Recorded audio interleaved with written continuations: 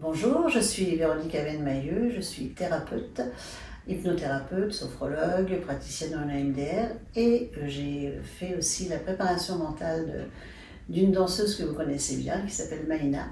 Et donc j'ai l'honneur et le privilège de l'interviewer aujourd'hui, à savoir que nous avons travaillé ensemble pendant quelques mois en cabinet, en sachant qu'on peut le faire aussi à distance, mais on a choisi de le faire en cabinet. Donc j'espère que cette interview va vous ravir comme je suis ravie de pouvoir le faire avec Maïna. Bonjour Maïna. Bonjour Véronique. Comment vas-tu? Très bien. Et toi, comment tu vas? Toujours bien. Très bien. J'ai décidé de faire une interview avec toi. Ça me fait bien plaisir. Moi aussi. Peux-tu nous dire qui tu es et depuis combien de temps tu pratiques le West Coast Swing? Je m'appelle Maïna Villacovarci et je vais bientôt avoir 32 ans. Voilà, je danse le West Coast depuis 11 ans déjà. Et voilà, j'en fais mon métier, je suis bien contente. Tu as décidé d'en faire ton métier? J'ai décidé d'en faire un métier. Bien.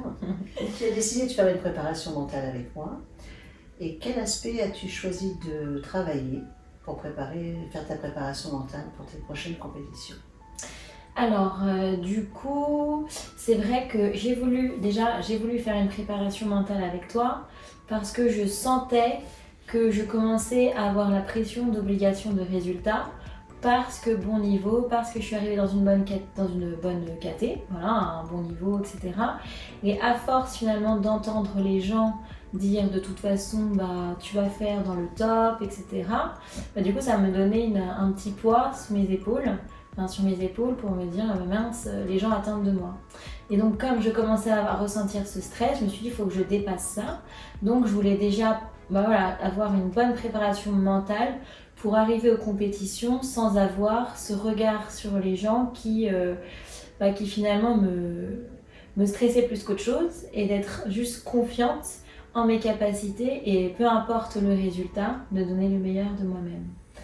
Donc voilà, je voulais vraiment travailler ça et me sentir complètement légitime dans cette caté et surtout pouvoir donner le meilleur de moi. Ok. Est-ce que tu peux expliquer quelle technique t'a apporté la préparation mentale que je t'ai enseignée? Alors, il y a eu plusieurs choses. Donc déjà, il y a eu de l'hypnose qui, je pense, m'a fait du bien, dans le sens où ça a permis de libérer des trucs auxquels je pensais plus spécialement mais qui me limitaient. Et du coup, ça m'a fait déjà du bien de travailler dessus, de souffler un peu et de lâcher prise. Donc toutes ces séances d'hypnose ont vraiment fait du bien. Et puis je pense que j'ai été assez réceptive, donc du coup ça a fait du bien. Je pense que quelqu'un qui met un peu plus d'opposition, c'était un petit peu plus dur, mais j'en sais rien. Et j'ai bien aimé aussi tous ces exercices de respiration avec la sophrologie. Après, c'est pas les exercices que je fais le plus à la maison, mais tu m'as donné quelques exos qui restent.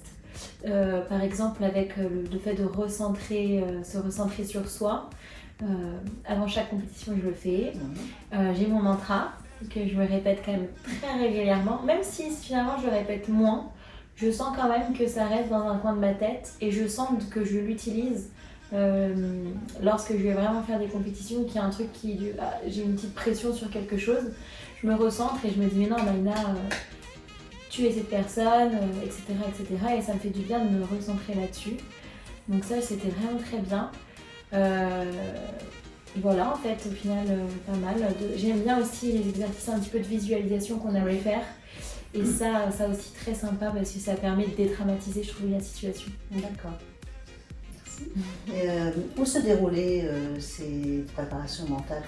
Comment tu t'es organisée parce que tu es très occupée, tu es tout le temps partie en compétition, et comment tu t'es organisée? Comment ça s'est passé? Alors déjà, je suis venue à ton cabinet. Une organisation très sympa parce qu'au final, tu as pu être là pour moi pour que je puisse venir jusque chez toi. On s'est vu, je crois, quand même 2 fois par mois. Oui, pendant 3 mois. Donc au final, on a réussi à caser ça dans notre emploi du temps, donc ça c'était très très cool. Finalement en semaine, parce qu'effectivement les week-ends, je ne suis pas là. Et ensuite, par rapport au travail à la maison, en soi, je trouve que ça prend pas tant de temps que ça. Enfin, je veux dire, ça prend pas toute la journée, j'ai pas besoin d'y penser 10 ans.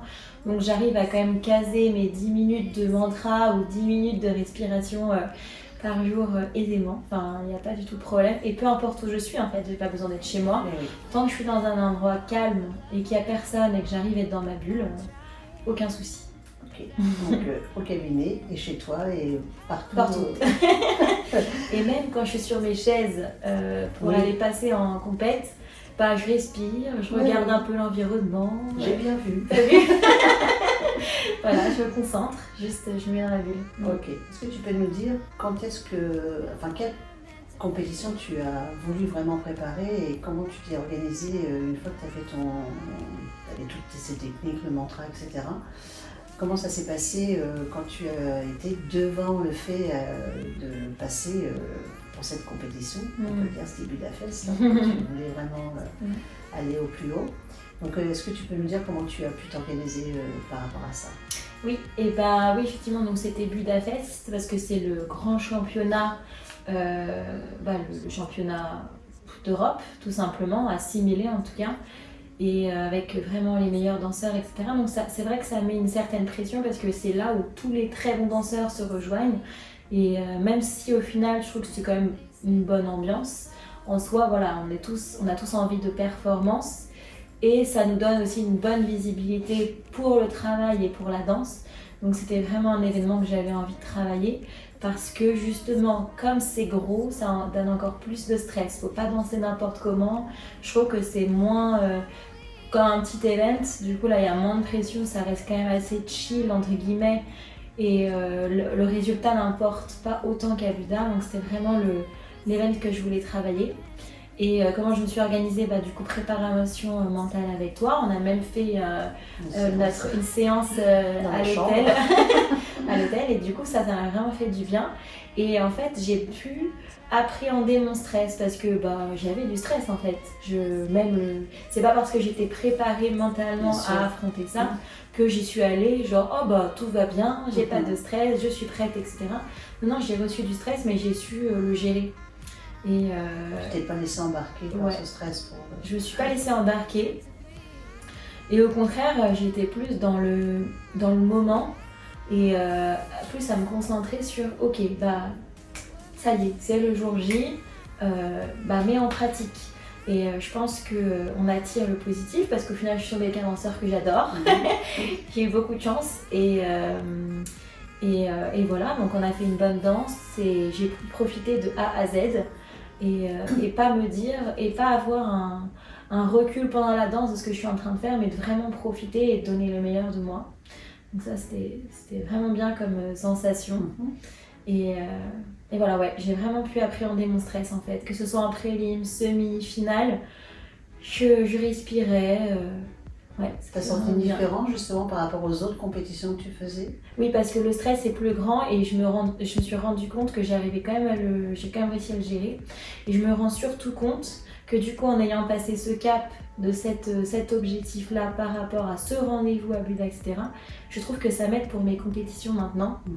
Même celle un petit peu d'avant au final, où j'ai pu aussi me concentrer et combattre le stress. Alors le stress m'a jamais non plus tétanisé, hein. Mais je sens que c'est quand même mieux. Et même aujourd'hui, je trouve que j'ai pris davantage confiance. Et je trouve que d'avoir pris confiance en moi rend ma danse encore meilleure. Du coup, je suis très heureuse voilà, d'avoir pu faire cette préparation mentale. Ok. Alors Maïna, pourquoi tu décides de travailler ta préparation mentale avec moi? Parce que j'ai confiance en toi et que j'en avais besoin, comme j'ai dit précédemment. Et je t'en parlais et tu m'as dit mais écoute, je peux t'aider. Et ça s'est fait. Donc en fait j'avais pleinement confiance en toi et pleinement confiance en ce que tu fais. Donc j'ai lâché prise et je me suis dit mais allez, banco, on y va. Pour moi c'était le destin. Ok, bien. Donc maintenant que tu as une super préparation mentale pour toutes tes compétitions, quel est ton prochain objectif, Maïna? Mon prochain objectif, c'est de travailler davantage encore sur ma danse pour avoir encore plus de niveau. Et puis même, je sens que j'ai encore plein de choses à apprendre dans cette danse. Et en fait, d'avoir eu cette préparation mentale me donne la force aussi d'aller plus loin.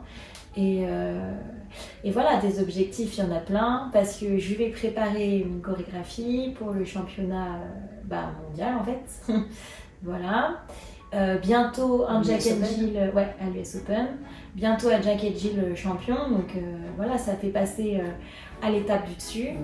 Et voilà, donner toujours plus. Maintenant, tu as les éléments pour mettre tout ça en préparation. C'est ça. Et je suis là si tu as besoin. Merci. Super, merci Maïna pour ton temps précieux que tu nous as accordé. Merci beaucoup, Véronique. Merci.